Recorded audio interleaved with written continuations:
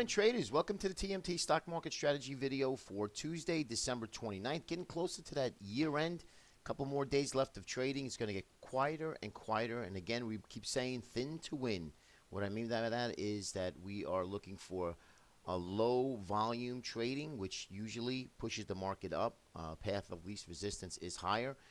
Not much to really talk about. We did get a little bit of a push yesterday. We get some nice follow through for some of these bigger cap names like the Apples and the Amazons and Google. Although Apple is still very, very weak, but Google, Amazon, Facebook, they were all up yesterday. Helped technology. But remember, guys, I do think that the markets are in trouble, and I do think, based on technical analysis now, okay, not my opinion, that I do think the markets are headed lower, at least the first quarter of 2016. One of the reasons why is earnings. They're going to come out, and I think that's going to be on the table. How do they report, or what do they report, I should say, and what are their guidance? And I do think that that's going to help push the markets lower. Right now, we're into this holiday trade. Nobody wants to do anything, and nobody's pushing the markets lower or higher. We did get a little bit of a push lower early on in the morning because China was down about 3%. But nonetheless, that's just a little foreshadowing of what's to come. That's what I think. I think China's in big trouble. There's a lot of things going out there. And again, I'm going to put out a long-term video by the weekend, and I'm going to really try to get dive into 2016 in a longer-term perspective. So it'll be a long video, maybe 15 to 20 minutes, but something that if you got some time over the weekend, take a look at. All right, so let's get right into the charts. We're still looking for the dollar here. A move up in the dollar obviously is going to hit commodities. I do think that oil and gold, they do go down lower. Right now, gold oil popped up in the pre-market from 36.90 to 37.13, and that's just it's just wild right now. That's what it does. I mean, a lot of shorts in that trade. I think it's a crowded trade. I do think oil does bounce, at least have a decent rally, but we have to pay attention to what UUP, which is the dollar ETF, and what that does. Right now, we have a bullish fallen wedge off of this big, large bull flag. You can see that here. I've showed that to you many times. And then we broke out of it. There's really nothing wrong with this chart at all. It's still quite bullish. If we lose the 200, then maybe we'd have to rethink it. But as of right now, normal that it breaks out of a bullish fallen wedge, back tested, and then starts to move higher again. That's what I'm looking for. Again, guys, couple more days left of the holiday holiday season, and then of course New Year's is on Friday. New Year's Eve, half a day. So today and tomorrow are last two full days of trade. I really do not suspect anything happening here. But again, this is what we're going to be looking for 2016. And again, you see GLD, the gold tracking ETF. You can see out of the bullish fallen wedge, you're now just creating a consolidation pattern here. Nice sideways channel.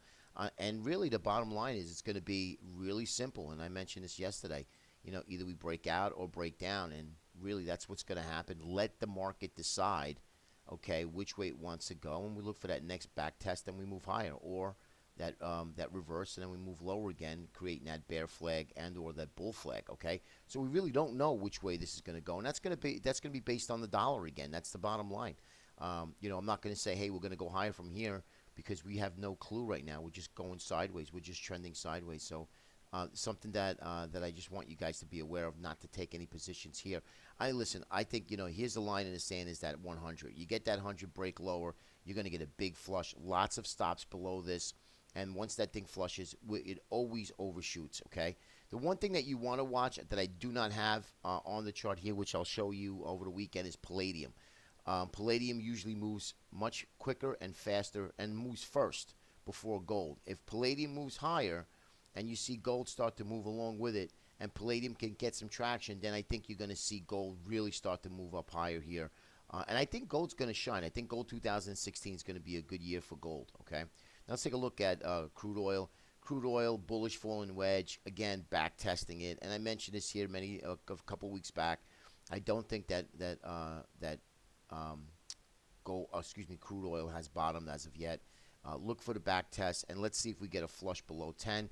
If we can take out 10 here, which is a real psychological area. And again, guys, you're going to have stops all below here. Look for that quick flush low in the USO. And then I think you see $32, $34 in crude oil. Again, nothing happens straight down and or straight up. But be patient. I think you can really get this oil at a decent spot here. All right, let's take a look at the indexes. Again, very quiet trade. You can see we're still into this bull flag here, but a couple more days, guys, and it's just going to be a sideways to slightly down channel. I'm gonna remove that flag because right now we're still in this area where all we do is just continue to just chop in this downward channel. So we did hold here, like I mentioned, and we did rally up. Now we're back up into this 205, 204 and a half area in the spiders, which is holding true right now. So if we can get back above here and break out, we're going to see if that breakout holds or fails. Okay, that's going to be the big deciding factor here. And again, we have a couple of days. Do I think that the spiders are going to break 210? Probably not, unless something really crazy happens or some sort of a geopolitical event to the upside happens. But I really doubt it. So we'll probably be stuck into this channel going into 2016. But it's a good thing. I'll tell you why. Because the fact is now you have, again, which way this thing's going to break. Okay, inside here, scalpers go to town. You buy the lows, you short the highs, and that's really what happens until you break out. Once you break out, again, we look for that pullback and then that move higher. Same thing here. We look for that back test and that move lower, and that's how you can successfully trade these patterns here. Okay. Anyway, let's take a look at the IWM, and of course, as we know, the Russell 2000 ETF, the IWM, has been in a downtrend. All of 2015 really has gone nowhere, as well as the market in itself. And this is our secondary leader, guys. Not a good sign. As you can see here, this M formation. We have this neckline. We're back above the neckline again. So we're still undecided here on which way we want to go. We did break this symmetrical triangle here, as you can see.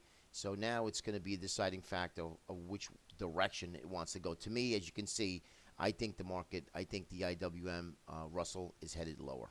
I mean, that's just me.